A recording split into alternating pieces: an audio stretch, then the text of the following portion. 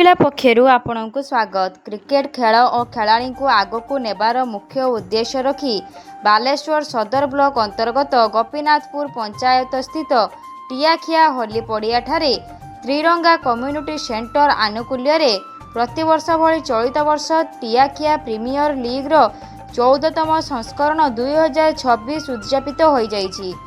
टियाखिया होली पड़िया ठारे अनुष्ठित एही मैच रे 8 गोटी टीम माँ पश्चिमा, महामहिमा, एमबीके फाइटर, माँ Bhagwati, MPC boys, Shipu 11, Papun fighter परी 11 परस्पर को भेटिवा सहित निजर चित्ताकर्षक खेल प्रदर्शन करथिले।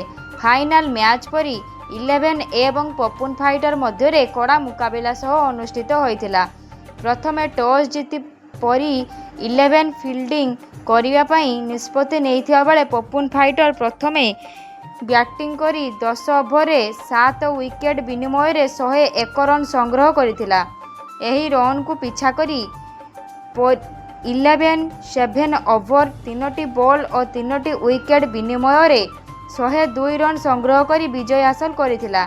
एही अवसर में मुख्य अतिथि भाव युवनेता मानस दास पट्टनायक जगदे टियाखियार अनुष्ठित खेल को खूब प्रशंसा करने सहित आगामी दिन में यह खेलाड़ी माने जिला एवं राज्य स्तरीय क्रिकेट खेल में अंशग्रहण करें से दिगरे यत्नवान होगापी परामर्श देते। सम्मानित अतिथि भाव स्थानीय सरपंच कमल लोचन परिड़ा, वार्ड मेंबर अनिल नाथ जगदे आयोजित सुंदर खेल और खेलाड़ी मानू साधुवाद ज्ञापन करते।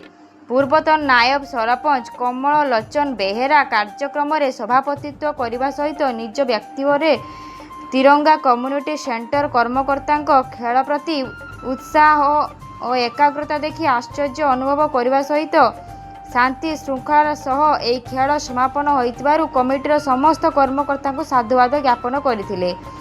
10 ओभरीय टेनिस बॉल विशिष्ट यह मैच विजेता परी 11 को नगद 20,000 टंका और ट्रॉफी प्रदान करा जाइथिला बेले रनर्स भावे पपुन फाइटर को नगद 15,000 टंका अतिथि मानक द्वारा प्रदान करा जाइथिला।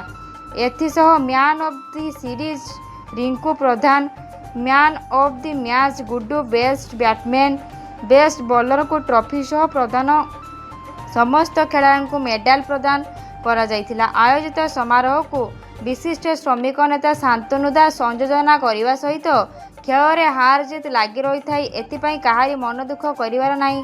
जो माने भल खेल प्रदर्शन करि पारि नाहांती सेमाने आगामी दिन में किपरि भल खेल प्रदर्शन करिवे से नहीं चेष्टा जारी रखिबे बोली आशा प्रकट करथिले। शेष में रविंद्र कुमार दास धन्यवाद अर्पण करथिले। धन्यवाद।